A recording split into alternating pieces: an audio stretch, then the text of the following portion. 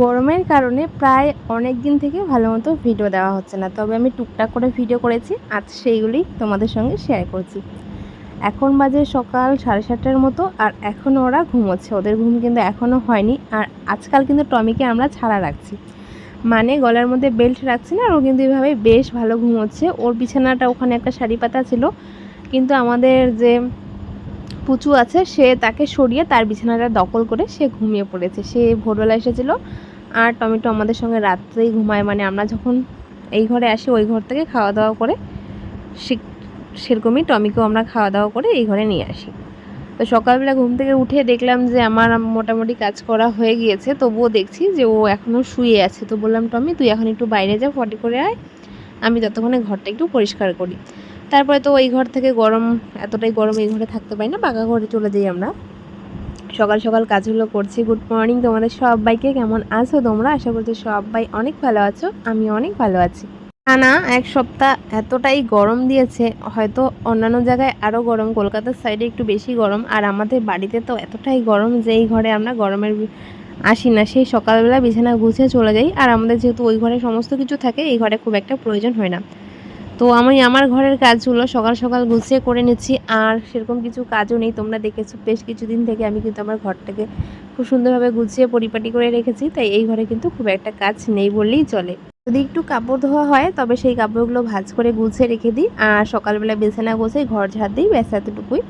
আর একদিন বা দুদিন পর পর ড্রেসিং টেবিলটা একটু মুছি, এতটুকুই কাজবাজ, মানে ওই ঘরের কাজবাজ করে সকালবেলা এসেছি। আজকে এখন রান্না করব সকালে দুটো ডিম এই কারণে করছি, আমি সেদ্ধ ডিম খাবো না, মানে ঝোলের সেদ্ধ ডিম খাবো না, আমি মামলেট খাবো বা পোচ বানিয়ে খাবো।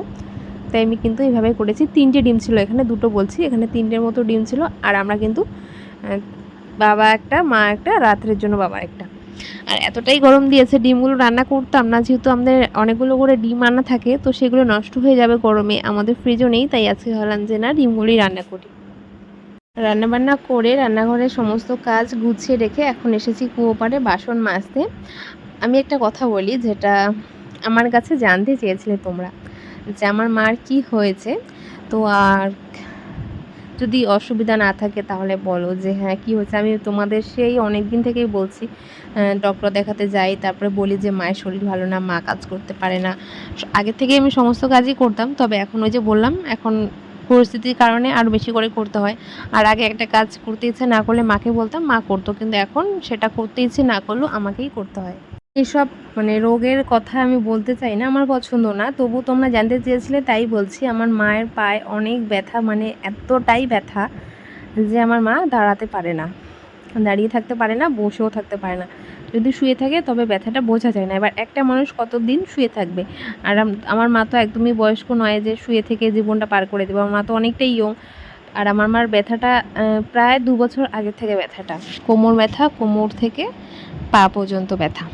তো সেই ব্যথার কারণে নানা রকম এক্সরে, তারপরে যত এমআরআই থাকে, মানে আমার মায়ের সমস্যাটা এতটাই কঠিন যে সামান্য এক্সরে করলে ধরা পড়ে না রোগটা, এমআরআই করাতে হয়। তো তারপর বিভিন্ন রকমের যত কিছু করাতে হয় টেস্ট, তার জানোই একটা রোগ ধরতে গেলে কত কিছু টেস্ট করতে হয়। তো সেগুলো করানোর পর যেটা ধরা গিয়েছে, মানে যেটা সামনে এসেছে যে আমার মায়ের সমস্যাটা কি, আমার মায়ের সমস্যাটা হচ্ছিলো কোমর থেকে যে পাটা আছে, সেই পায়ের যে নার্ভটা আছে সেটা কি জানি কি সমস্যা, উল্টে গিয়েছে নাকি পেঁচিয়ে গিয়েছে আমি জানি না, যার কারণে আমার মায়ের পায়ের পাতাটা অবশ হয়ে থাকে, আমার মা পাটা নড়াতে পারে না। এইভাবে কিন্তু বেশ 2 বছর ভালোই ছিল, মানে পাটা একটু হাঁটতে অসুবিধা হতো, কিন্তু কাজবাজ সব কিছু ভালোই করতো।